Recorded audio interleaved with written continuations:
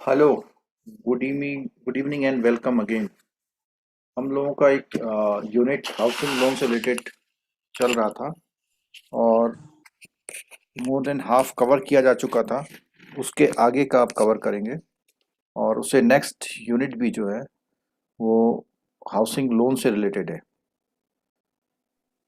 तो कॉमन अगर बात करें, आप लोगों को पता है हाउसिंग लोन क्या, लेकिन मैं उन्हीं पॉइंट्स पे ज़्यादा डिस्कस कर रहा हूँ जो आपके एग्ज़ाम पॉइंट ऑफ व्यू से ज़्यादा इम्पोर्टेंट है और इवन नॉलेज को भी थोड़ा सा ठीक ठाक करते हैं। प्रमोशनल एग्जाम में ऐसे कोई क्वेश्चंस आ जाते हैं तो उसमें आप कैसे सॉल्व करेंगे, उन क्वेश्चंस को कैसे रिप्लाई करेंगे, तो ये चीज़ कवर कर रहे हैं।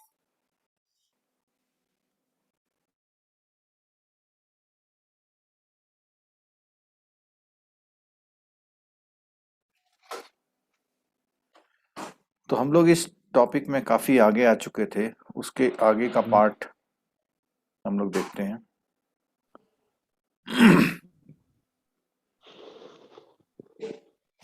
तो प्रायोरिटी ऑफ चार्ज के बारे में हमने क्लियर कह दिया कि जिसने डॉक्यूमेंट एग्जीक्यूट पहले कराए होंगे उसकी प्रायोरिटी फर्स्ट रहती है।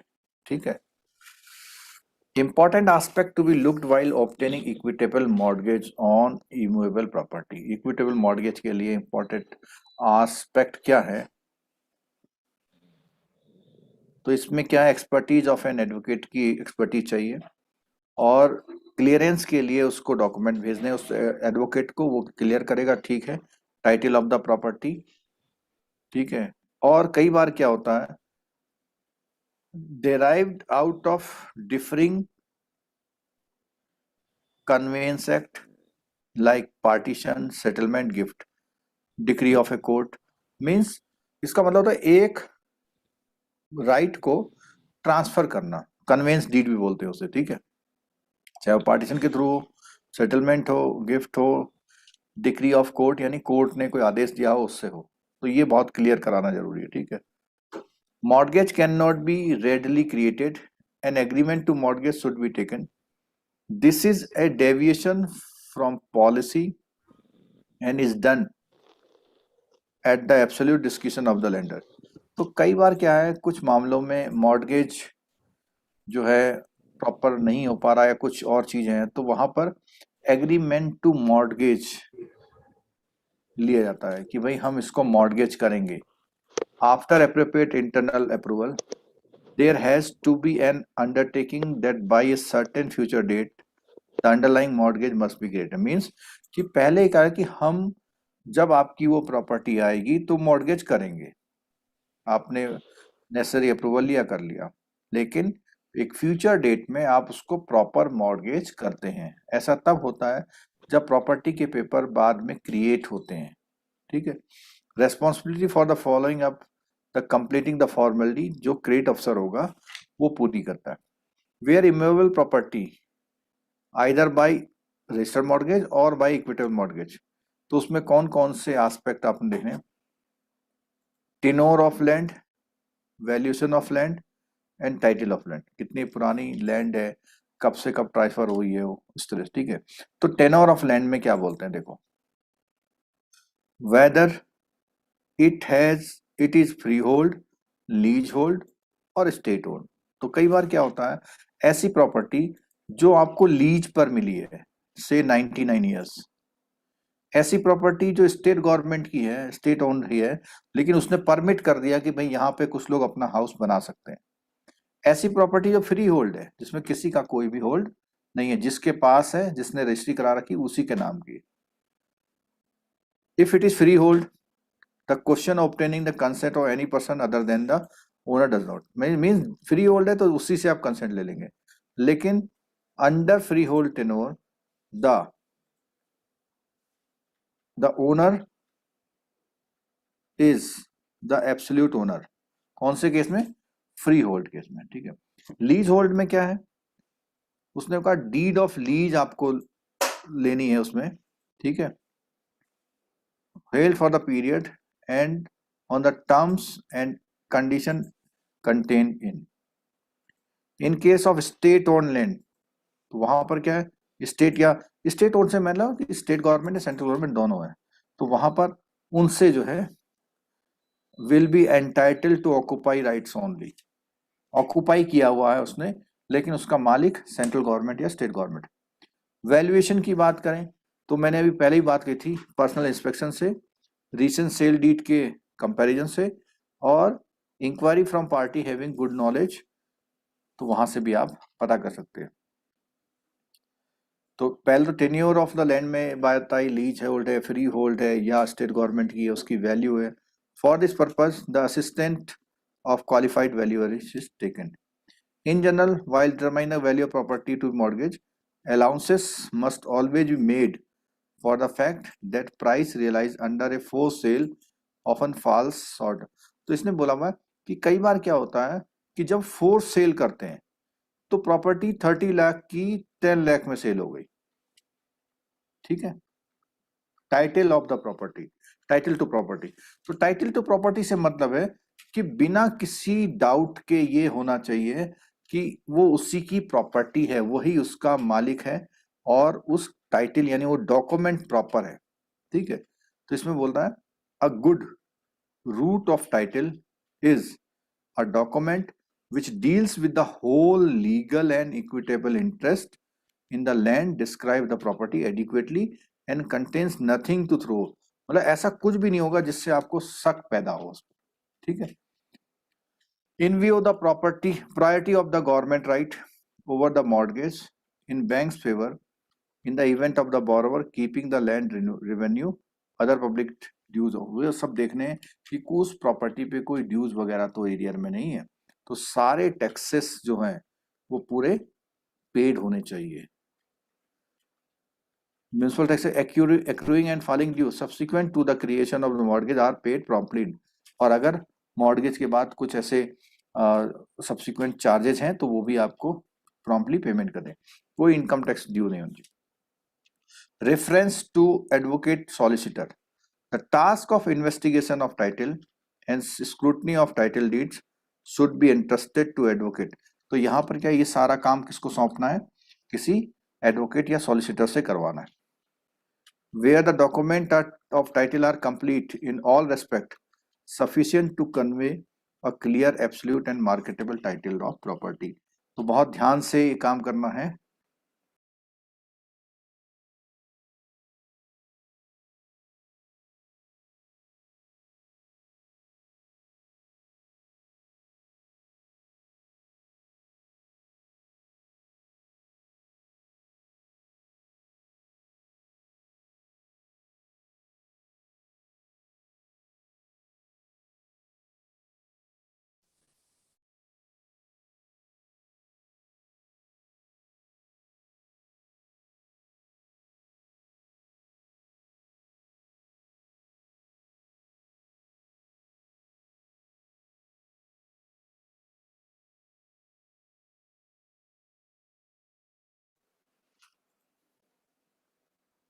Where the property offered as security to the bank, और ये हमेशा अनइनकम्बर्ड होनी चाहिए।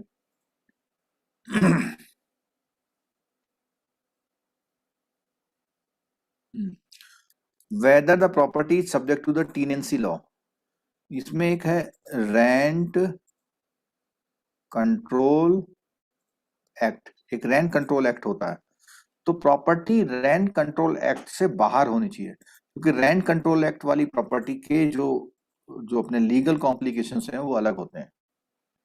Search to be carried out, search का मतलब आप सब रजिस्ट्रार ऑफिस में उस लैंड से रिलेटेड आपको क्या करनी है, सर्च करनी है, कलेक्टर ऑफिस में, रेवेन्यू अथॉरिटी, जहां पर भी उसका डिटेल्स मिल सकता है, ठीक है।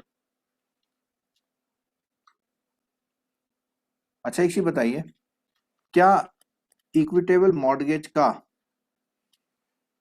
रजिस्ट्रार ऑफिस में सर्च मिल सकता है?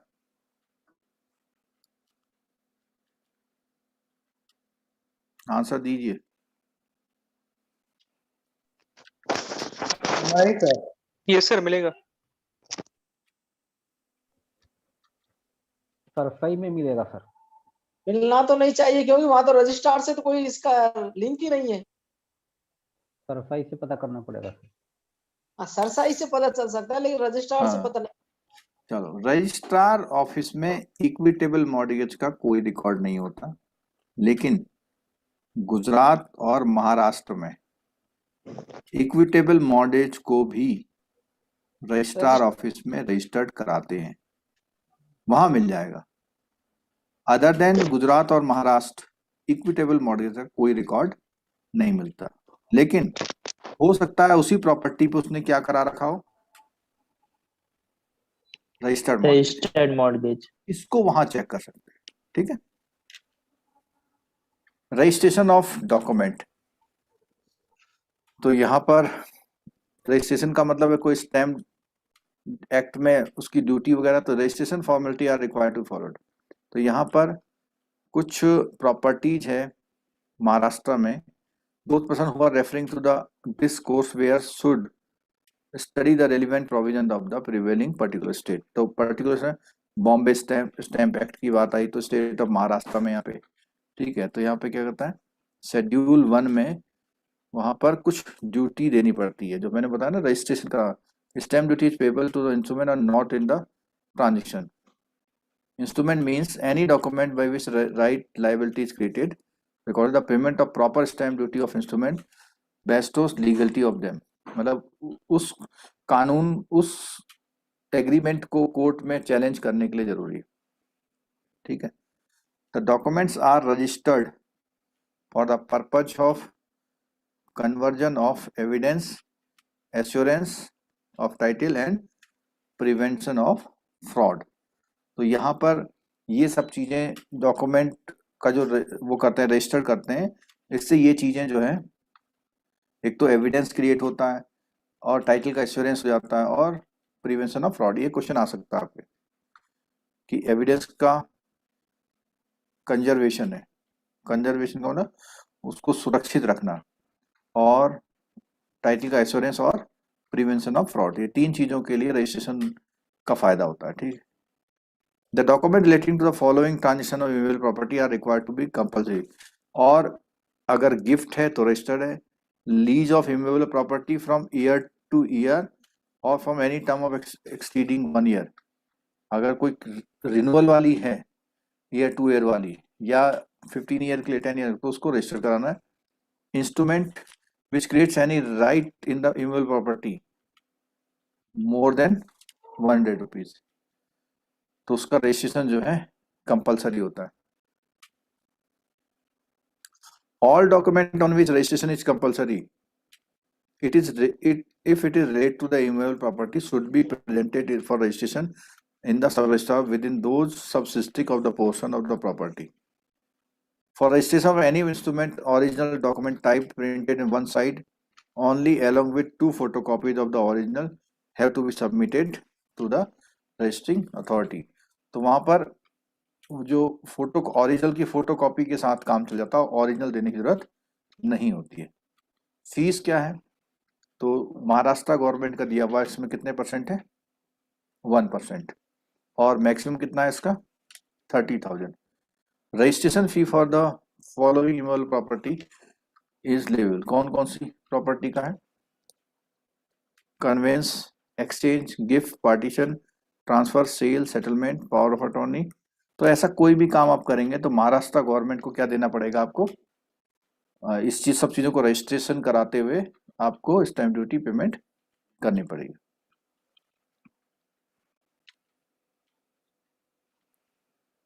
Every document which is to be registered should be presented by, वो बंदा जो कंसर्न है वो प्रेजेंट करे या उसका कोई रिप्रेजेंटेटिव करे। रजिस्टरिंग ऑफिसर रिफ्यूज कर सकता है उस डॉक्यूमेंट को जिसको रजिस्ट्रेशन के लिए वो दिए गए हैं, in a language which is not commonly use in the district unless the, तो वहां डिस्ट्रिक्ट में अगर वो लैंग्वेज यूज नहीं होती है तो जरूरी नहीं वो करे। और इसके लिए आपने अगर देखा हो तो गुजरात के जितने भी डॉक्यूमेंट होते हैं वो गुजराती लैंग्वेज में ही होते हैं अधिकतर। Time frame for registration of document, यहाँ पर टाइम फ्रेम के लिए within 4 month from the date of execution. ये कहाँ की बात कर रहे हैं हम लोग, बोलिए कहाँ की बात कर रहे हैं? Gujarat, Maharashtra sir. Maharashtra. Bombay stamp act की बात कर रहे हैं अब लिखते हैं, ठीक है, वही मतलब महाराष्ट्र के लिए हो गए।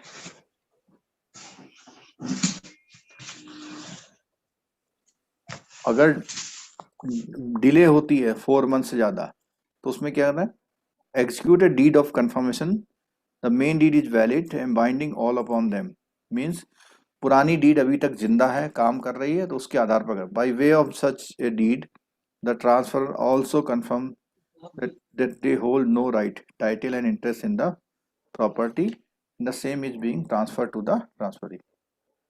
ठीक है, verification of title of property कैसे करते हैं? वेरिफिकेशन के लिए बार बार ये बात आ रही, सब रजिस्ट्रार जाएंगे, 30 ईयर का पुराना रिकॉर्ड देख लेते हैं उसका, ठीक है।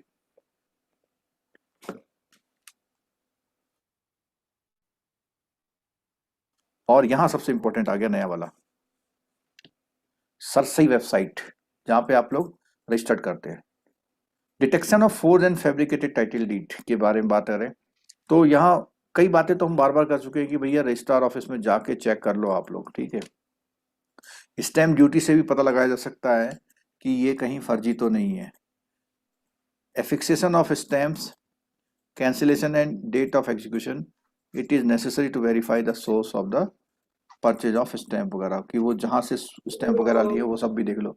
पता लगा डुप्लीकेट स्टैम्प पेपर है, सिक्योरिटी मार्क होता है, एक हुआ था ना यहाँ पे,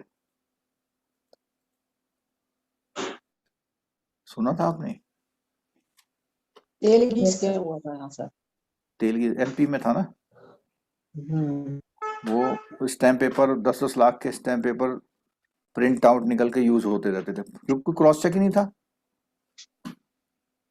registration of charges with Sarsai on security, यहाँ पर आ गया देखो बात।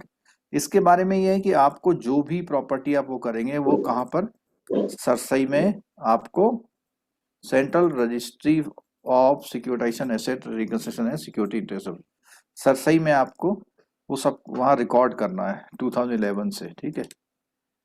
और उसमें transaction secured by movable and intangible asset, तो इंटेंजिबल एसेट में देखो, इसमें देखो एक अच्छी बात क्या है, प्लांट मशीनरी, स्टॉक, हाइपोथिकेशन और नो हाउ, पेटेंट कॉपी और any other business commercial right can also be filed with, ये क्वेश्चन आपका पक्का है इस लाइन से, any person can also such inspect, और ये चीज जो है कोई आम आदमी भी चेक कर सकता है, उसके लिए कुछ फीस दी हुई है। और रजिस्ट्रेशन ऑनलाइन 30 डे, इसके लिए अब ये नो लिमिट कर दी है, इसको हटा दिया गया है, ठीक है। ये वाला जो क्लॉज है अब हटा दिया है, ये पूरा क्लॉज हटा दिया है। Fee payable for creation of and modification charges, यहाँ पर फीस है 100 rupees plus service tax extra में जब आप क्रिएट करते हैं, सिक्योरिटी इंटरेस्ट क्रिएट करते हैं, ईएम वाला, इक्विटेबल मॉर्गेज वाला। सेटिस्फेक्शन का मतलब क्या है, कैंसिलेशन। सेटिस्फेक्शन का मतलब क्या है, लोन क्लोज होने के बाद, हाँ, जब लोन क्लोज हो जाता है, अपना वो चार्ज हटाना होता है, तो उसको हम सेटिस्फेक्शन बोलते हैं, और इसके लिए कोई फीस नहीं है। Particular of securitisation and reconstruction of, अगर आपने अपना कोई एनपीए किसी सिक्योरिटाइजेशन एआरसी को सेल किया है, उसकी रिकॉर्डिंग ऐसे होती है।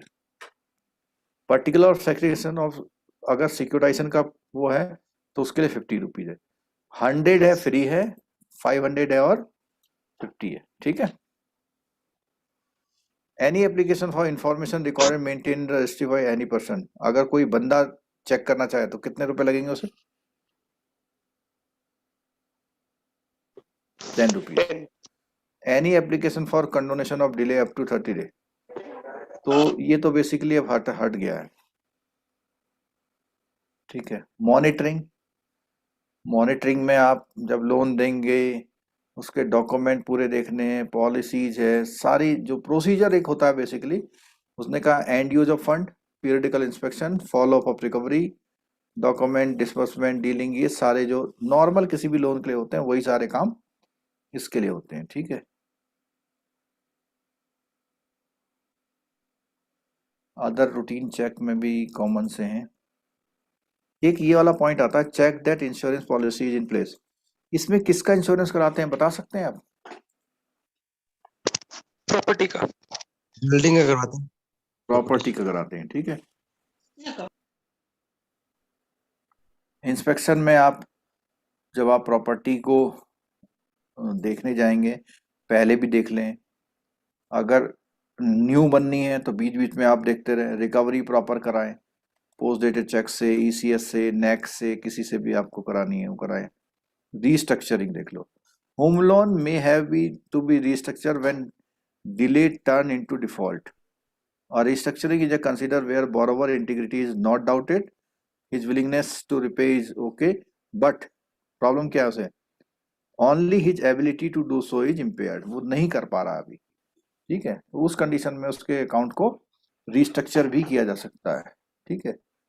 The lender may also allow the borrower to repay the loan without changing the EMI, but allow him to pay to all the overdue and other interest charges in an extended, means आज की date में जो due है उसको तो उसने आगे के लिए बढ़ा दिया, लेकिन आगे वाली आपको टाइम से देनी है। There should be written request of the borrower. Restructure में से एक क्वेश्चन आपसे पूछ सकता है, अनफोर्सीन इवेंट मेजर, कभी कभी जैसे कोरोना वगैरह का टाइम आया तो कोरोना वाइन टाइम में क्या हुआ, लोन्स रीस्ट्रक्चर हुए। In case of salaried class borrowers who are in loss of pay due to lockout strike जो अभी चल रहा है ना उसकी वजह से, delayed completion of house project होता है, कभी डेथ हो जाती है कभी उसकी, तो उसकी वजह से इन सब की वजह से रिकंस्ट्रक्शन हो जाती है। Annual review of credit rating, तो क्रेडिट रेटिंग में बात आ रही है, credit rating could include parameter like क्या क्या होती हैं, पास 12 महीने के repayment, documentation as per sanction term, percentage of security coverage, land value, percentage of total property, improvement in income level, liquidity of the borrower in terms of deposit, ठीक है। अच्छा एक चीज बताओ, बीएफएम में कोई भी question housing loan risk wait से आया था, एनपीए रिस्क वेट से आया था? नहीं सर। नहीं आया था। परचेज ऑफ ओल्ड प्रॉपर्टी, तो ओल्ड प्रॉपर्टी मैंने बोला था कि उसकी एज का एक क्राइटेरिया है, ठीक है। तो वो अपने बैंक की पॉलिसी के अकॉर्डिंग, और मैंने बोला किसी बैंक में 10 साल, किसी बैंक में 20, लेकिन 30 साल से नहीं करते हैं। और उसमें बेसिकली एक क्राइटेरिया है, condition of the flat is such that residual life, अगर किसी ने इंजीनियर ने रिपोर्ट दी इसकी रेजिडुअल लाइफ कितने साल है, 15 ईयर है, तो आप दे सकते हैं लोन, तो उसमें रिपेमेंट पीरियड कितने कितने का बनाएंगे, 15 ईयर का बनाएंगे, ठीक है। Closure of account, account close करने में कोई खास बात नहीं, केवल जो आपका जितना डॉक्यूमेंट वगैरह है वो आपको उसको रिटर्न करना पड़ता है, ठीक है। और जब आप इक्विटेबल मॉर्गेज क्रिएट कराते हैं तो आपको ब्रांच में क्या मेंटेन करना पड़ता है, रजिस्टर। कौन सा register? EM register. EM register. Home loan के फ्रॉड हैं, इसमें ऐसा कुछ नहीं पढ़ना आपने। हाँ, थोड़ा सा यहाँ बताया है, कई बार जो फ्रॉड होते हैं तो fabrication of income document means, हाँ प्रॉपर्टी वॉपर्टी सब ठीक है, लेकिन इनकम टैक्स वगैरह का क्या है, वो फ्रॉडुलेंट हुआ है, ठीक है। Loan amount disburse by way of cheque, draft or in case by, मतलब जो वो पेमेंट किया, जो डिस्बर्समेंट का वो दिया, वो किसी ने थर्ड पार्टी ने वो कर दिया। Credit the loan amount to the account of builder after ascertaining the correctness, तो बिल्डर के अकाउंट में प्रॉपरली ही क्रेडिट करना है। डॉक्यूमेंट कभी फोर्ज हो सकते हैं। ओवर वैल्यूएशन, ये बहुत था, जब अमेरिका में प्रॉब्लम आई थी तो उसमें यही हुआ था। अब किसी ने $5 लाख का लोन लिया, पता लगा प्रॉपर्टी वो $2 लाख की थी, जब सेल करने गए तो बिकी नहीं हो 1 लाख की भी।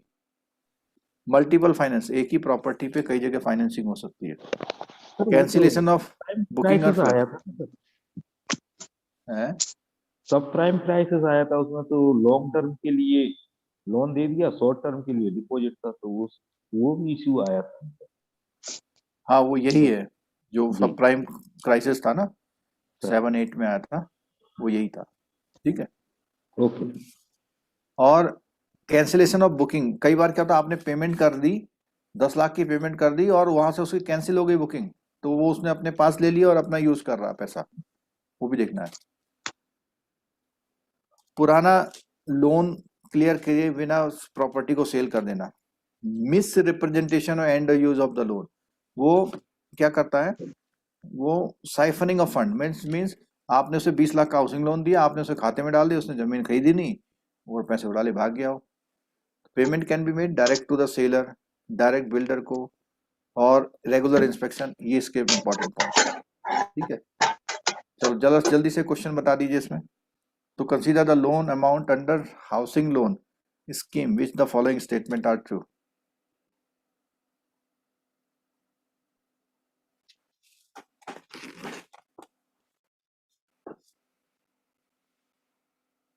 बोलो। Property jointly hand with the spouse and the spouse is co-borrower, दे सकते हैं।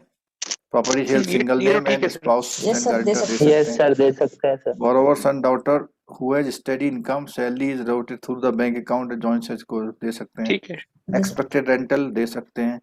Regular income for all sources can be considered to arrive the total bill। Yes sir. बोलो। ऑल All हैं। of ये them। आएगा ऑल है उसका। Sir. नहीं, all of the above। इसमें देखो, Satish Kumar senior gazetted officer हैं, 20 ईयर लेफ्ट है उनके। ठीक है। Hyderabad transfer, appointed at the branch, requested at the pursuit of the good house of apartment Hyderabad, immediate purchase, whether the bank exceeds his request, तो वो उसकी रिक्वेस्ट को मान सकता है, हैदराबाद में वो खरीदना चाहता है। मान सकता है। नहीं, इसमें कुछ और नहीं। ये पर the branch and requested that he is a pursuit of good house और apartment in Hyderabad for immediate purchase and he requires a principal sanction. ठीक है, दे सकते हैं। प्रिंसिपल सैंक्शन कितने दिनों के लिए होती है? शायद 6 महीने के 3 लिए। मंथ 3 मंथ 3 मंथ के लिए होती है सर। ठीक है। अच्छा, नीचे के स्टेटमेंट प्रिंसिपल सैंक्शन क्या होता है सर? है। प्रिंसिपल सैंक्शन क्या होता है मतलब? प्रिंसिपल सेक्शन ऐसा होता है, मैं आपकी ब्रांच में आऊं, अपनी इनकम बता दूं, आप मेरी सिबिल निकाल लें, ठीक है, और आप मुझे मेरी इनकम के अकॉर्डिंग कह दें कि आपको 50 लाख का लोन इन प्रिंसिपल सैंक्शन दिया। जब आप प्रॉपर्टी फाइनल करेंगे, डिसाइड करेंगे, आप उसकी रिसर्च रिपोर्ट देंगे, उसको प्रॉपर्टी देंगे, तब हम आपको डिस्बर्स ये करें। लोन डिसबर्स करेंगे। मीन्स सैंक्शन तो हो गया, लेकिन डिसबर्स बाकी फॉर्मेलिटी के बाद होगा। ठीक। State whether the following statement is true for all, true or false। क्या है? If the house property bought probably from investment angle, expecting appreciation of value over, the loan should be considered as risky and dealt with the different tightening norms relating to margin security। Yes। कई बार क्या होता है कि आपको लगता है कि इसको घर की जरूरत नहीं है, लेकिन फिर भी इन्वेस्टमेंट के लिए ले रहा है, और पिछले बार कई सारे हाउसिंग लोन लेके बंद करा चुका है, उस कंडीशन में बोलेंगे आप इसे कि ये क्या कर रहा है, गड़बड़ कर रहा है कुछ। ठीक है, फंड्स डाइवर्ट सर, कर रहे हैं। फंड डाइवर्ट कर रहा सर एक डाउट है। है। बोलिए। सर अभी अपने बैंकों के जो नॉर्म्स है, हाउसिंग लोन या फिर ऑटो लोन है, उसके नॉर्म्स अलग अलग है या फिर एनएमआरएसओ अलग अलग, तो अपने जो अगर क्वेश्चन आए एग्जाम में तो फिर कौन सा मार्क करेंगे आंसर?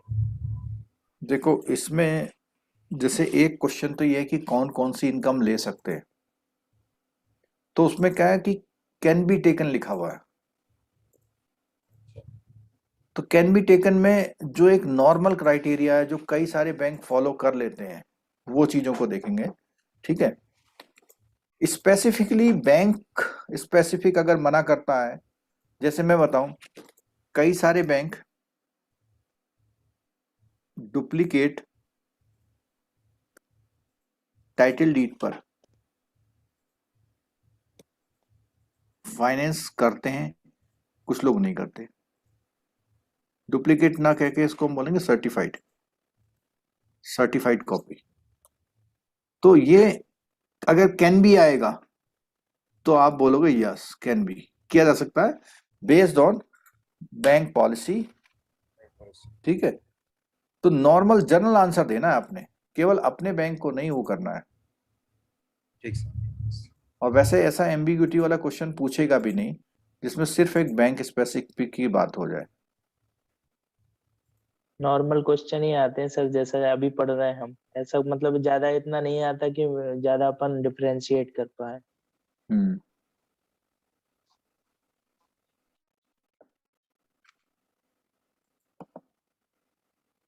कल हो सकता है आप लोगों की क्लास होगी, वो डेप्रिसिएशन और वाईटीएम पे हो सकती है। कल जो क्लास होगी मॉर्निंग वो- में। नहीं, मॉर्निंग में नहीं, नाइट में, डेप्रिसिएशन और वो। तो जब आप वो टॉपिक पढ़ेंगे तो आपको एक तरीका बताता हूँ। आप क्या करेंगे, टॉपिक तो पढ़ेंगे लेकिन अगर आपके पास उससे रिलेटेड कोई पहले से चैप्टर है तो उससे भी टर्नओवर करते रहेंगे, कुछ देखते रहेंगे कि क्या चीज़ है, कोई टर्मिनोलॉजी आ गई, ठीक है, उस तरह से। और डेप्रिसिएशन में 5 मार्क्स का न्यूमेरिकल आ सकता है आपका। डेप्रिसिएशन इसलिए है क्योंकि जब फाइनेंसिंग करी जाती है तो डेप्रिसिएशन वाले पॉइंट को कंसीडर किया जाता है।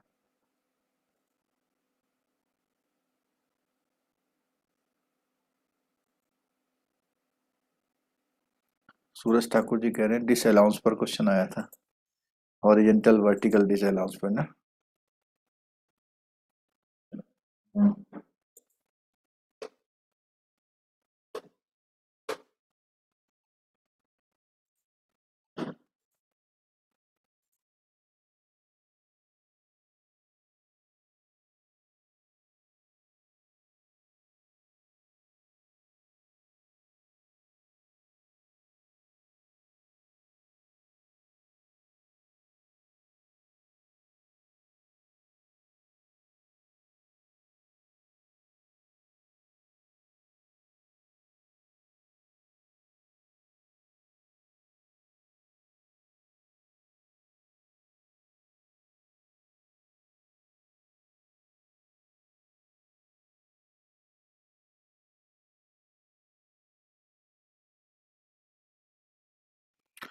चलिए, अभी यूनिट 20 है, housing finance and tax planning.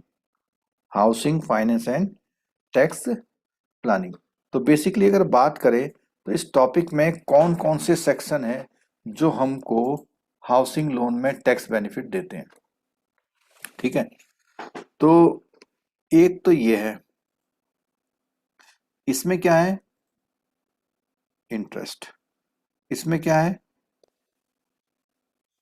Principal, और इसमें क्या है, जो फर्स्ट टाइम होम बायर हैं उनको एक एडिशनल बेनिफिट है, उनको एक एडिशनल बेनिफिट है। ठीक है,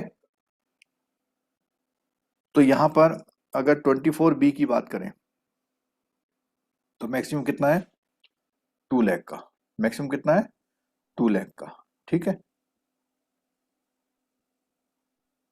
और इसमें आपका ये जो लोन है कंस्ट्रक्शन, बाइंग और रीफाइनेंस, अगर आपने टेक ओवर करा रखा है उसका लोन लेको वो भी इसमें शामिल है। ठीक है, the construction should get completed with in 35 year of raising the loan.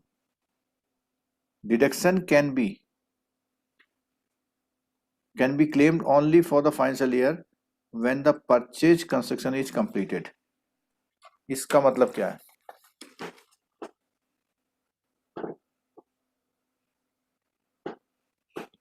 in case of loan construction the construction should get completed within 35 year। ये 35 ईयर ही लिखा हुआ है। 3 years है सर। 5 ईयर हूँ। सर 35 तो नहीं होना यस सर, चाहिए। 35 ही है सर, है बुक में भी यही है। Yes sir. 3 years लिखा हुआ है कहीं। नहीं, बुक में भी शायद 35 years लिखा है। ओल्ड ऐसा बुक तो में सर 3 to 5 ईयर तो नहीं, ये 35 3 to 5 होगा सर। सर पुराने बुक में विद इन 3 इयर्स बोल रहे हो। 3 years है ओल्ड बुक में।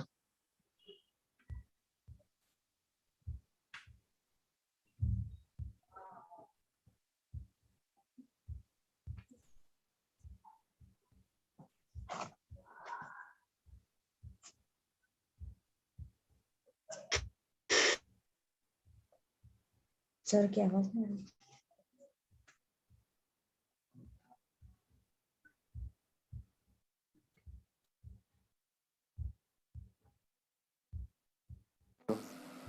हेलो, आ गया? आ रही सर आवाज। ये 35 तो नहीं होगा मेरे को लगता है 3 ईयर होना चाहिए या 3 to 5 होगा। Deduction can be claimed only for the financial year when the purchase construction is completed. Old book में सर 3 ईयर है। 3 ईयर होगा, ठीक। तो उसने कहा है कि जो अंडर कंस्ट्रक्शन वाले हैं उस पर लिवेट नहीं मिलनी है, लेकिन ले लेते हैं सब लोग। The lender issue a certificate at the end of financial year, there is interest and principal paid, तो बैंक सर्टिफिकेट देता है उसका, ठीक है। Interest payment of home loan taken a self occupied property. अच्छा, अब इसमें चेंज आ गया, अगर आप उसको रेंटेड करते हैं ना तो भी बेनिफिट मिलता है, ठीक है।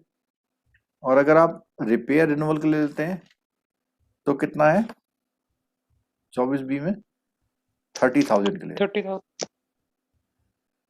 Tax benefit under 24 reduced from 2 lakh to 30,000 if the property is not acquired within 5 years। ठीक है, तो 3 to 5 होगा, वो ऑप्शन होगा ना 3 to 5। And the financial year in which loan was taken, the deduction for the interest is allowed for 5 equal installments starting from the year of the house purchase of the construction is completed।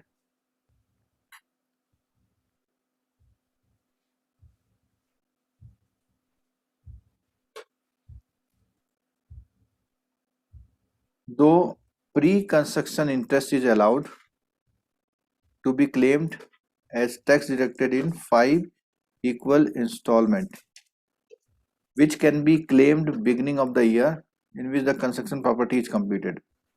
The total amount can be claimed in a year subject to the season। 2 lakh से ज़्यादा नहीं कर सकते। यहाँ पर थोड़ा सा बता रहा है वो, किसी की सेल्फ ऑक्युपाइड प्रॉपर्टी है तो उसमें कैलकुलेशन बता रहा है। Gross annual value, municipal taxes, net annual value, deduction under 24 नील। एक केस इसने बताया 30% ऑफ NAV, तो 24A में क्लॉज दिया हुआ है कि 30% ऑफ नेट एनुअल वैल्यू पर ही वो कर सकते हैं। मीन्स उसकी gross annual value minus taxes, this minus this, तो ये आता है। और 24B में इंटरेस्ट ऑन बोरोविंग कैपिटल है कि कितना आप कैपिटल आपने बोरो कर रखी है उस पर, और उसमें income from house property, rent भी तो आता है ना आप उसका। In case of self occupied will be either nil और नेगेटिव। नेगेटिव कब हो सकता है इनकम? जब आपका जो हाउस रेंट ज्यादा पे कर रहे हैं। नहीं, ये तो सेल्फ ऑक्युपाइड है ना।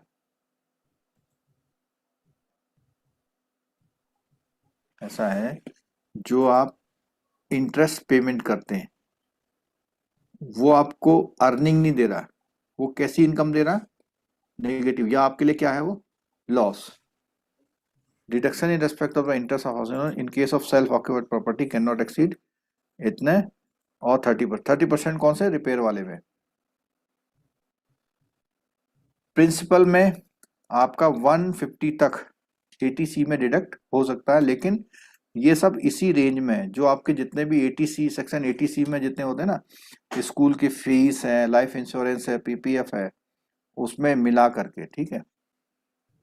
This tax deduction is available on payment basis, does not depend on the year for which the payment has been made of the SSC। तो वो जिस पर्टिकुलर ईयर की बात कर रहा उसी उसमें वो करते हैं। The amount paid as stamp duty, registration fee also allowed a tax deduction. अगर आपने प्रिंसिपल के फॉर्म में, जैसे लोन आपका हुआ, लोन में 5 लाख की स्टैम्प ड्यूटी शामिल है, तो इसकी भी तो EMI शामिल है, तो वो भी मान लेते हैं। Condition for claiming under ATC, construction property is complete and have received the completion certificate, no deduction will be allowed under the section for repayment principal for those years during which property was under construction. आपने देखा होगा ये rule है, लेकिन सब लोग claim कर लेते हैं। Deduction is available whether the property is self occupied और let out.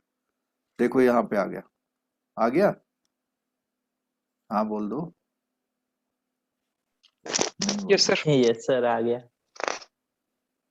Benefit can also be claim for more than, हाँ ये भी एक One house ये भी property. ये दोनों क्वेश्चन इंपॉर्टेंट है, आपके पूछे जा सकते हैं। मतलब अगर उसके 4 हाउस हैं, चारों मिला के मिल जाए, लेकिन लिमिट है उसकी।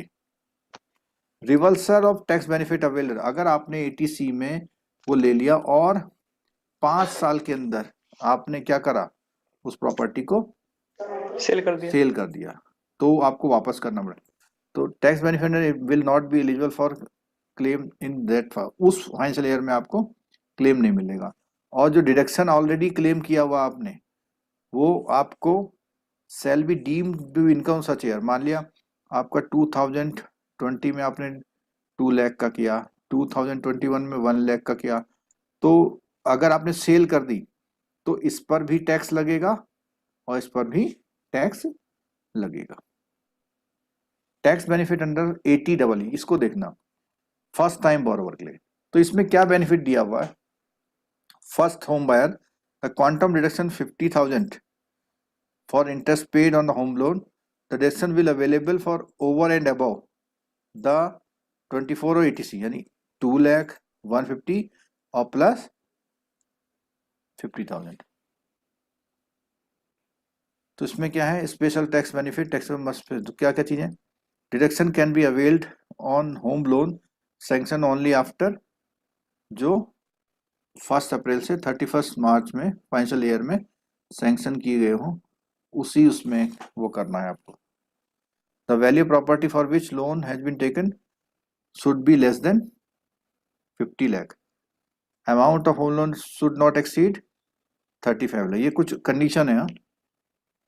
टैक्स बेनिफिट मीन्स लोन आपका 50 लाख का हाउस है और लोन आपका उसमें कितना दिया होना चाहिए, 35 लाख, तभी आपको ये बेनिफिट मिलेगा।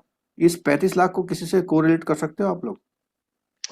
वो प्रायोरिटी सेक्टर Priority- क्लासिफिकेशन के लिए। प्रायोरिटी सेक्टर में हाउसिंग लोन 35, और इसकी वैल्यू कितनी होती है, 45, 45, और दूसरा वाला कितना है, 25, 35। 25, 30। ठीक है। First house property, property in question can be either self occupied, not, कोई रेंट पे भी दे दो तो भी चलेगा।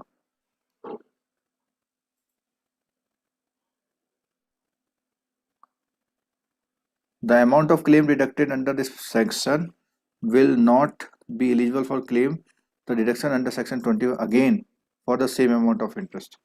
मतलब ये 50,000 का जो मामला है वो एडिशनल है, मीन्स अगर किसी का इंटरेस्ट 2 लाख है तो उसको मैक्सिमम बेनिफिट कितने का मिलेगा, 2 + 50 का मिलेगा, नहीं मिलेगा। मीन्स उसका इंटरेस्ट कितना लगा होना चाहिए, 250। तभी वो मिलेगा। ठीक है, इंडिविजुअल टैक्स पेयर के लिए है, सिंगली जॉइंटली है।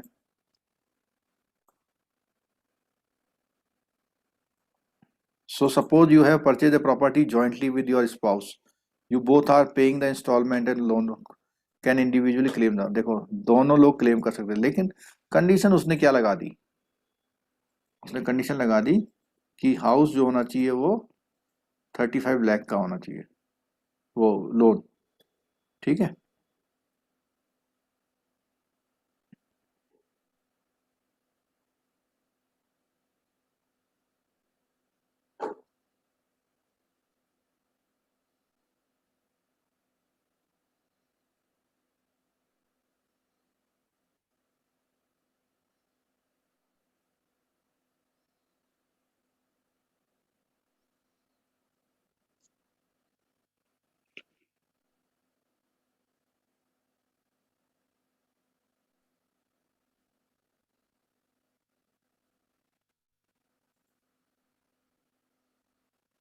ओ, रीजनेबल एक्सपेक्टेड रेंट की बात कर रहा।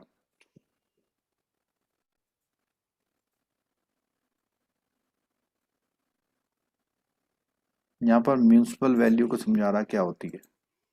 For the collection of municipal taxes local authorities make a periodical survey. आपने देखा होगा जो म्यूनिसिपल अथॉरिटी होती है सर्वे करती हैं और आपके हाउस की प्रॉपर्टी की रिपोर्ट सबमिट करती है।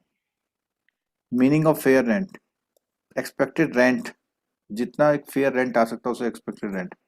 Meaning of standard rent, it is the maximum rent which a person can legally recover from his tenant under rent control act में उससे ज्यादा का वो कवर नहीं कर सकते।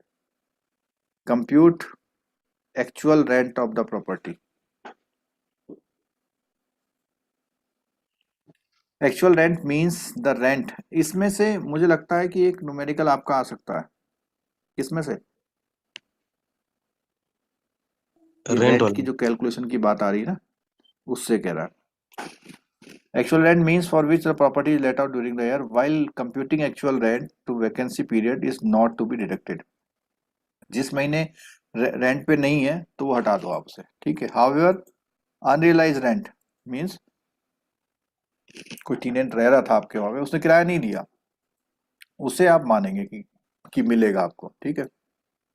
Unrealized rent is the rent of property which owner of property could not recover. Rent not paid by the tenant.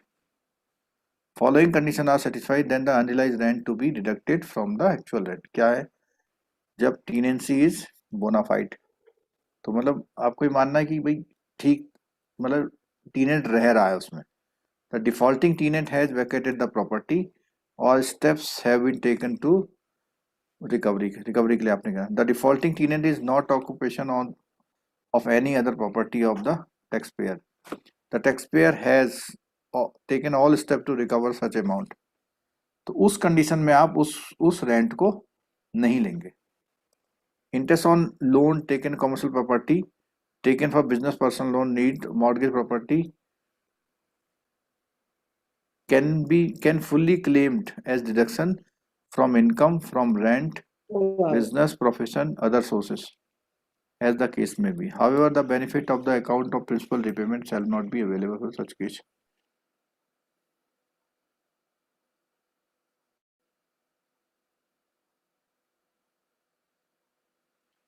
Reduce tax liability. अब यहाँ पर इसने एक एग्जांपल दिया, इसको समझ लो। इसकी आईटीआर कितने की है? 4.5 लाख की। एटीसी में कितना हो गया इसका? इतना। Taxable income 3000। तो हालांकि ये एग्जांपल पुराने उस पे हैं, तो आजकल के रेट आपको टैक्स के पता होने चाहिए, ठीक है। सेकंड केस में देखो इसको, सेकंड केस में आ रहा है कि इसमें अगर उसने लोन लिया हुआ है, इसमें लोन नहीं लिया हुआ है, लोन लेगा तो उसका इंटरेस्ट इतना हो गया और प्रिंसिपल इतना हो गया, ठीक है। तो टैक्सेबल इनकम उसकी 132 हुई, तो उस पर टैक्स क्या हो जाएगा? नील। आजकल कितने पे टैक्स नहीं कटता? सर ओल्ड रेजिम के हिसाब से 2.5 लाख तक मिले, 2.5 to 5% नहीं, के हिसाब से उसमें रिबेट 5 मिलेगा लाख ना? तक नील है। हाँ नहीं, वो 2.5 to 5 में 87A सेक्शन के अंडर वो रिबेट मिल जाता है ना सर, 12,500 का। हाँ, ऐसा है कि पहले तो 5 लाख से कम है तो 0 हो जाएगा, और 5 से 7.5 तक है तब 5%। आपको 5%। कितने का डिस्काउंट है? इसमें 5% लगता है ना? यस सर, ये न्यू टैक्स रेजिम बता रहे हैं ना सर आप? न्यू में हाँ, नहीं, ये तो पुराना है। ये सर ओल्ड है ये ओल्ड है, हाँ ओल्ड है, ठीक है। अच्छा, जॉइंट नेम पर होगा तो बेनिफिट दोनों को मिलेगा? यस सर, लेकिन वो Yes, लिमिट sir. है। Each co-applicant can claim maximum tax rebate up to 1.5। NRI वालों को मिलेगा, मिलेगा सर। ठीक है।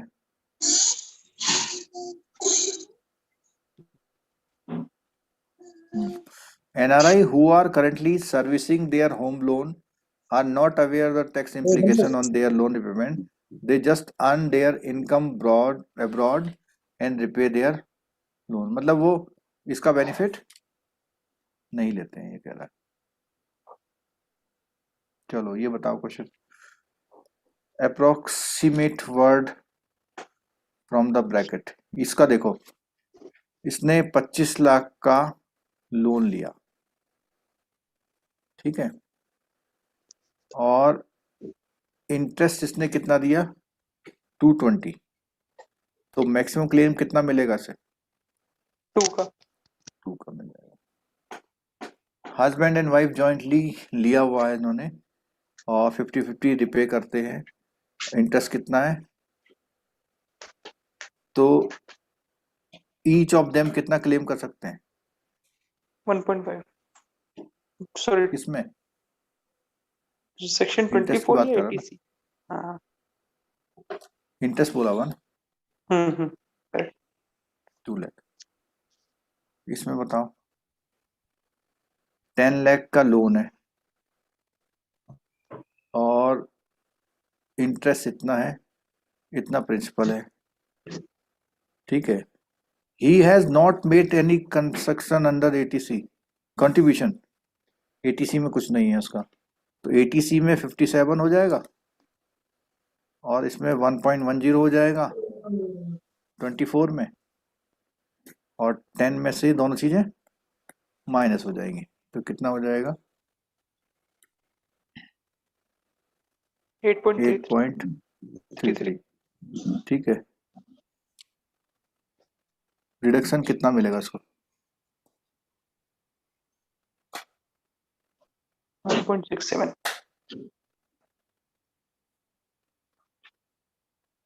बहुत पुराना एग्जाम्पल दे रखा है।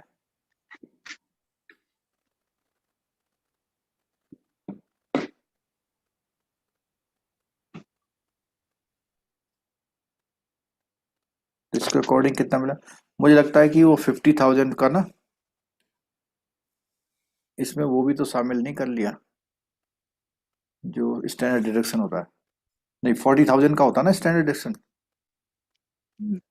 50 का शायद। कब? 50 क्या कब? सर? नहीं, कब? इधर पहले 40 का था, ओके 50 का था 3 साल पहले किया है या ऐसे कुछ किया है, ठीक है।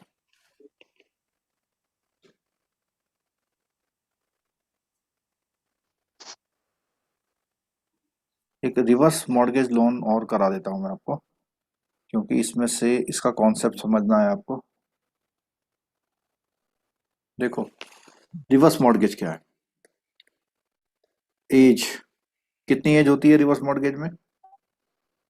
60. 60 प्लस। सीनियर सिटीजन्स को मिलता है। हाँ। रिपेमेंट पीरियड क्या होता है? Up to death.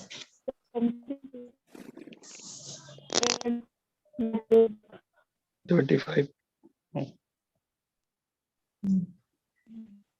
तो कोई रिपेमेंट पीरियड नहीं होता। इसमें या तो सेल से पैसा आता है या रेंट। हाँ. एन नहीं, रेंट नहीं, एनी अमाउंट। अगर नॉमिनी और अगर नहीं आएगा तो क्या होगा? सेल Sold करी out. जाएगी उसकी प्रॉपर्टी, सोल्ड आउट हो जाती है। और ये जो पेमेंट है, लोन का अमाउंट है, वो लमसम में मिल सकता है और 50% अभी मिल जाएगा और प्लस उसकी Installment. मंथली इंस्टॉलमेंट बन जाएगी। ये जो सीनियर सिटीजन है जिनके बच्चे उनको एबंडेंट छोड़ देते हैं, उन्हें पता है जब इनकी डेथ होगी प्रॉपर्टी तो उन्हीं की है, तो उनको छोड़ के अपना अलग रहते हैं। अब उनको खर्चा भी नहीं देते, उनके पास कोई अर्निंग का सोर्स भी नहीं है, तो अपनी प्रॉपर्टी को वो रिवर्स मॉर्गेज लोन। ये स्कीम है बैंकों की, आरबीआई ने लॉन्च की थी, आरबीआई ने बताया था। तो इस स्कीम में वो अपनी प्रॉपर्टी को मॉर्गेज कर देते हैं। बैंक, जैसे सपोज कीजिए बैंक ने एलिजिबिलिटी निकाली किसी की 6 लाख, तो 3 लाख अभी दे दिए और 3 लाख में 5,000 पर मंथ की वो देनी शुरू कर दी। ठीक है, 10 ईयर की, 15 ईयर की, इस तरह से कुछ। ठीक है, इसका कोई रिपेमेंट नहीं है क्योंकि उनके पास अर्निंग का कोई सोर्स नहीं है, इसके लिए कोई इनकम क्राइटेरिया भी नहीं है। तो जब बच्चों को पता लगता है कि अरे ये तो बैंक में गिरवी है, ठीक है, तो वो उसको क्या करते हैं, उसका लोन रिपे बैंक का कर देते। कर देते हैं। और ये पैसा किसको मिलता है? पैसा तो पेरेंट ने पहले ही ले लिया है। ले लिया। ठीक है, तो रिवर्स मॉर्गेज लोन में और बाकी सारे प्रोसेसेस को उसी तरह होते हैं जैसे हाउसिंग लोन कहते हैं, केवल इसमें कोई इनकम क्राइटेरिया नहीं होता है, इसमें कोई भी रिपेमेंट प्रोग्राम नहीं होता है, और अकाउंट का जो क्लोजर है वो कोई भी पेमेंट कर दे, नहीं करेगा तो उनकी डेथ के बाद उसको सेल करके दिया। डेथ, और इसमें ये कोई बताएगा इसमें मैक्सिमम टेन्योर क्या होता है किसी को आइडिया? 15 years पढ़ा था सर मैंने, लेकिन याद नहीं कितने आता। ईयर? 15 years। 15 ईयर हाँ। हो सकता है 15 ईयर। और 60 प्लस 15 75। वैसे अब तो जो एवरेज एज है ना वो 75 तक भी पहुंचना बहुत मुश्किल हो जा रहा है।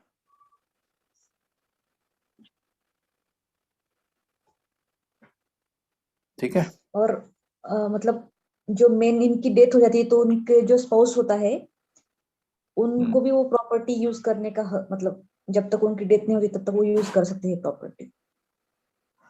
हाँ, मतलब दोनों की डेथ है। हाँ, और इसमें दोनों जो की पर्व रहता है उनका ईयर 55 ये माना गया है। मतलब में याद आ रहा है। अच्छा, एक चीज और है, ये टाइम वैल्यू ऑफ मनी का टॉपिक आपको क्यों करवाते हैं हम लोग, उसका रीजन सामने है। जो उसका नेक्स्ट टॉपिक है उसमें प्रॉपर्टी का टाइम वैल्यू मनी का पूरा कॉन्सेप्ट है। ये देखिए, कंपाउंडिंग, डिस्काउंटिंग। ठीक है, इसमें 5 मार्क्स का क्वेश्चन आपका आता है, तो उसकी कैसी कंपाउंडिंग है, डिस्काउंटिंग है, पीवी फैक्टर क्या है, एग्जाम्पल भी दिया हुआ है इसमें। ठीक है, पीवी फैक्टर से वैल्यू निकालते हैं, कोई अमाउंट का पेमेंट आप करते जा रहे हैं तो ओवर द पीरियड कितना पेमेंट किया आपने, फ्यूचर वैल्यू, ऑर्डिनरी वैल्यू। ठीक है, ये भी जो है मैडम से कवर करवा देंगे। कैपिटल गेन भी मैडम से कवर कराएंगे क्योंकि सीए बैकग्राउंड से है।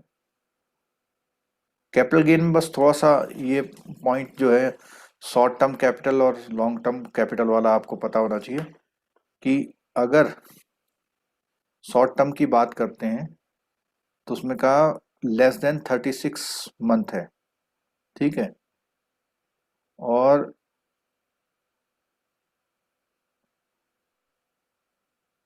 किसी किसी केसेस में 12 मंथ वाले, शेयर वाला, म्यूचुअल फंड वाला, इक्विटी वाली जो स्कीम्स हैं, गवर्नमेंट सिक्योरिटी डिबेंचर वाला, उनके लिए शॉर्ट टर्म का पीरियड कितने मंथ है?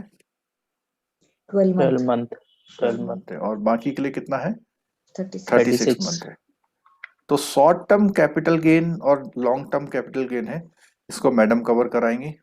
ठीक है, कॉस्ट इन्फ्लेशन, इससे भी एक क्वेश्चन आता है। ये जो कॉस्ट इन्फ्लेशन इंडेक्स है, पिछले बार कुछ याद आ रहा है, इससे क्वेश्चन था कुछ?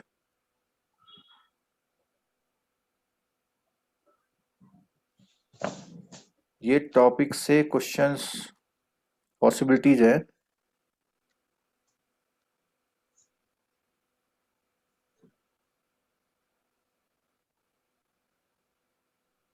एक्सेल में करने का, लेकिन एक्सेल में वहां तो नहीं करा जाएगा।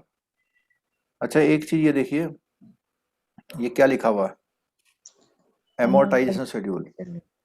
एमोर्टाइजेशन शेड्यूल का मतलब होता है कि कोई लोन उसके ईएमआई से पेमेंट करने में, इसमें ईएमआई का पेमेंट फिक्स दिख रहा है आपको पेमेंट में, लेकिन Yes. उसमें इंटरेस्ट और प्रिंसिपल का पार्ट देखेंगे तो शुरू में कम होता इंटरेस्ट है। ज्यादा है, बाद में इंटरेस्ट कम होता है। गया कम है, होता बाद में कम तेजी से होते कम होता है, और लास्ट में प्रिंसिपल आके क्या ज्यादा हो जाता है, 0। जीरो। प्रिंसिपल बढ़ता है।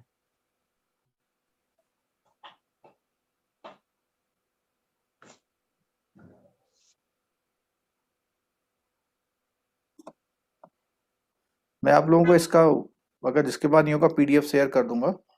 आप लोग देखो, बहुत मतलब हल्की हल्की चीजें हैं, लेकिन रिवाइज नहीं करेंगे ना तो वहां पे अफसोस करेंगे बस।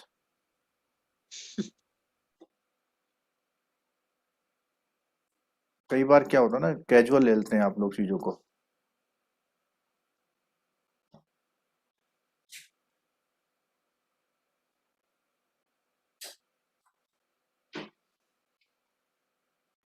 मेरे तो रिटेल में जब आए थे 64 मार्क्स आए थे, और आप बिलीव नहीं करेंगे, मैं एग्जाम देने बस से गया था, और केवल 1.5 घंटे बस की जर्नी में ही मैंने किताब ऐसे ऐसे पलटी थी, 64 मार्क्स आ गए।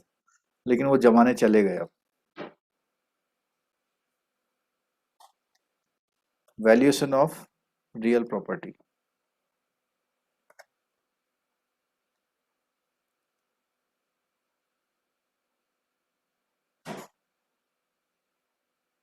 जो हमने आज टॉपिक पढ़ा है ना, इस पे लगभग वही पॉइंट कवर दोबारा किए गए हैं।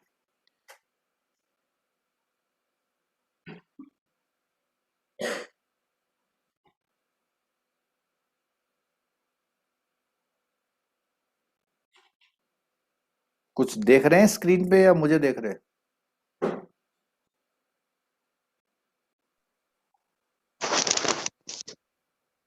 दिख रहा है आपको? Yes, sir. सर हेडिंग तो कम से कम देख पा रहे होंगे। Yes sir.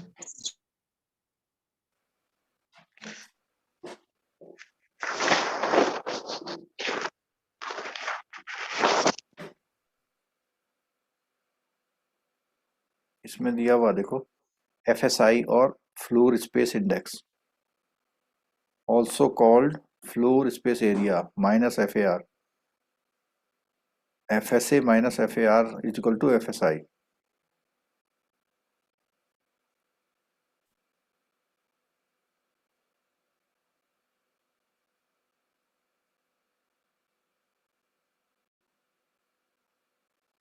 ये बेल्टिंग मेथड,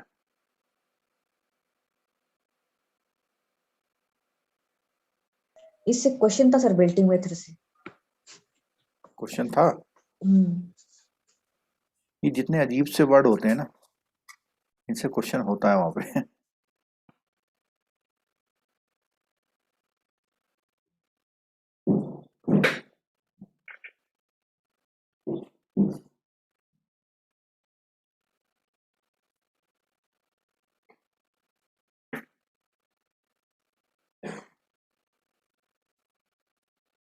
ये देखो, डेप्रिसिएशन क्यों आपके में है, हम लोग क्यों कराना चाहते हैं। डेप्रिसिएशन का टॉपिक दिख रहा है, straight line, written W, yes हालांकि आपने पढ़ा है। ये देखो, इसको देख लो, रिवर्स मॉर्गेज, जो भी हमने पढ़ा था ना, यस सर।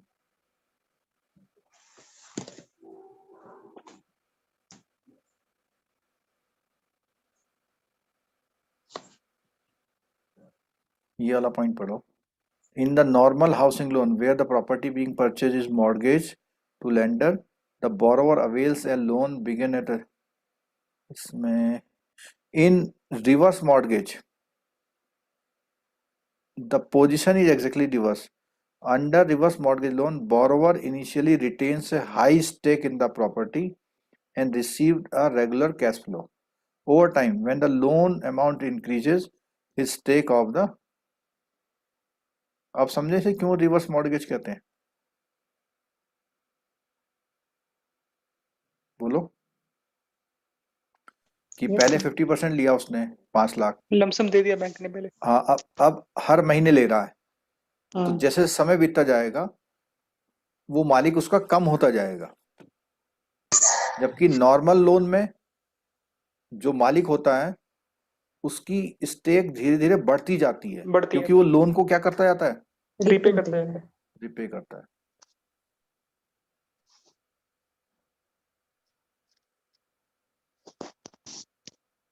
तो इसमें भी रीपेमेंट का तरीका ये रहता है, सपोज अगर बोरोवर की डेथ हो गई तो बैंक उस प्रॉपर्टी को ये कर लेगा ना, कब्जा एक्वायर कर लेगा। करेगा, सेल करेगा। हम्म,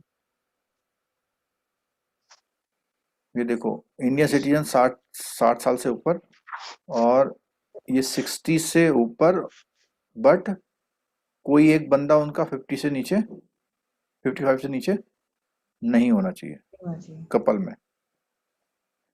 रेजिडेंशियल प्रॉपर्टी होनी चाहिए, सब इनकम्बरेंस से फ्री है। रेजिडुअल लाइफ कितने साल लिखी हुई है? 20 years. 20 year. Prospective borrower should use the, commercial property में नहीं होता है इसमें, ठीक है।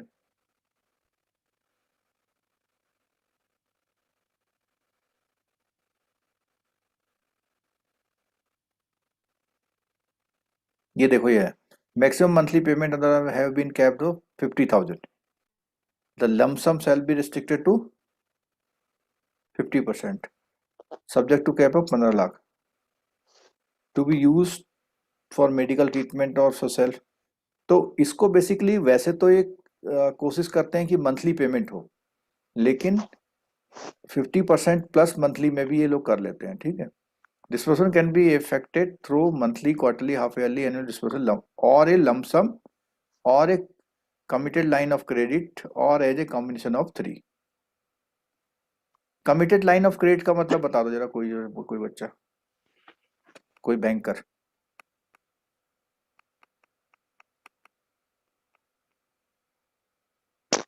Committed line of credit means uniform stream of payment.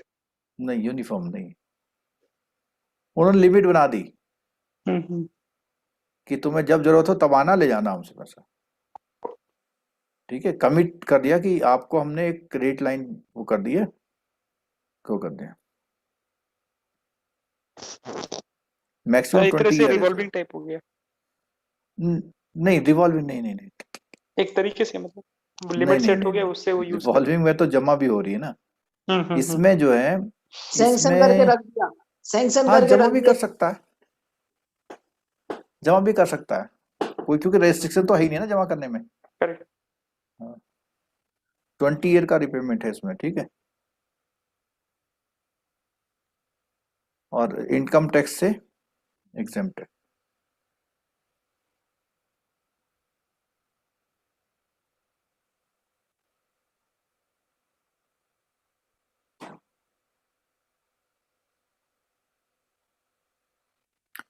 Income tax की बात इसने बोली है कि अगर मॉर्गेज प्रॉपर्टी को वो लोन रिकवरी के लिए सेल करता है, तभी ये जो कैपिटल गेन टैक्स लगेगा उस पर।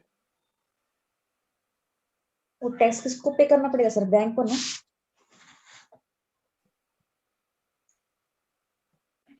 नहीं, बोरोवर को, क्योंकि उसका पैसा किसके पास जाएगा लोन कटने के बाद? भाई 15 लाख का लोन दे दिया, 50 लाख की प्रॉपर्टी है,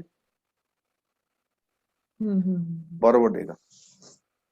इसको देखो, के वाला point, in case of the borrower outlives the loan tenure, the borrower will remain the owner of the house property and need not service the loan during his lifetime as long property is used for primary residence. Periodic payment under RMA will cease after the conclusion of the loan tenure. मतलब अगर 15 साल का था तो उसके बाद seize हो जाएगा, interest will accrue until repayment on death of the owner, means interest लगता रहेगा उसमें। सेल प्रोसीड है, बोरोवर है, इन सब से पेमेंट होगा उसका। रिमेनिंग अमाउंट जो होगा बोरोवर को मिल जाएगा। और अगर बेचने के बाद भी कुछ पैसा रह जाता है, however the reverse mortgage must be in the first lien position, so any existing mortgage must be paid off.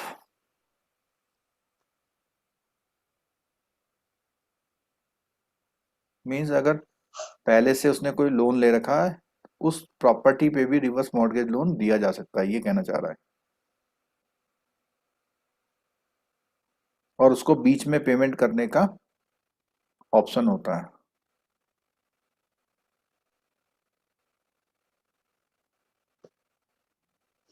कहीं पे भी लोग ले सकते हैं, लेकिन प्रॉपर्टी मॉर्गेजेबल होनी चाहिए। There is no minimum period for ownership of the property required. अगर उसने कल प्रॉपर्टी ली है तो आज उसको लोन मिल सकता है।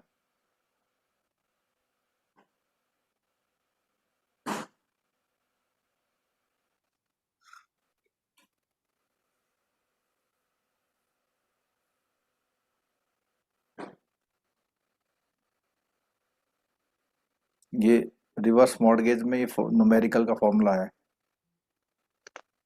पीरियडिकल पेमेंट कैसे निकालते हैं।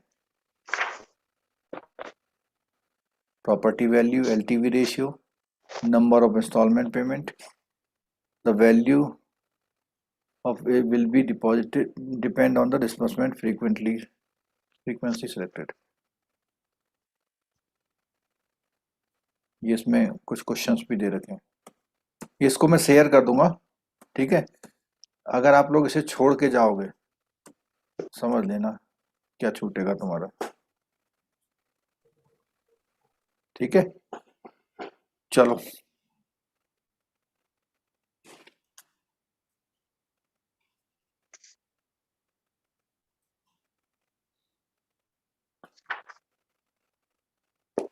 क्वेश्चन पूछा हुआ है, रिवर्स मॉर्गेज किस मैस्लो हायरार्की में आएगा, बताओ तो जरा आंसर। Self actualisation. मतलब एक तरह से पेंशन लोन वाले ना। हाँ सर, लास्ट काउंट किया था। ठीक है, फाइनल। सही है।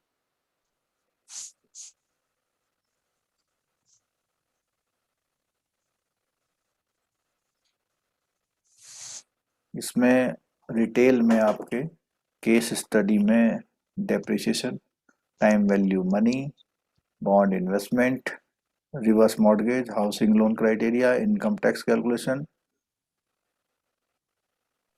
इस तरह के न्यूमेरिकल, और प्रायोरिटी सेक्टर एनपीए भी शामिल है इसमें, ठीक है।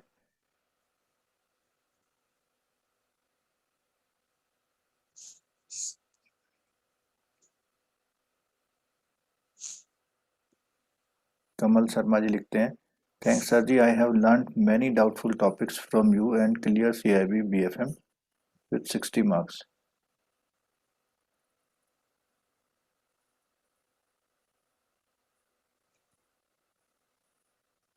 सच्चे रिश्ते पूछते हैं, सर लोन एनपीए हो गया है, क्या करना चाहिए।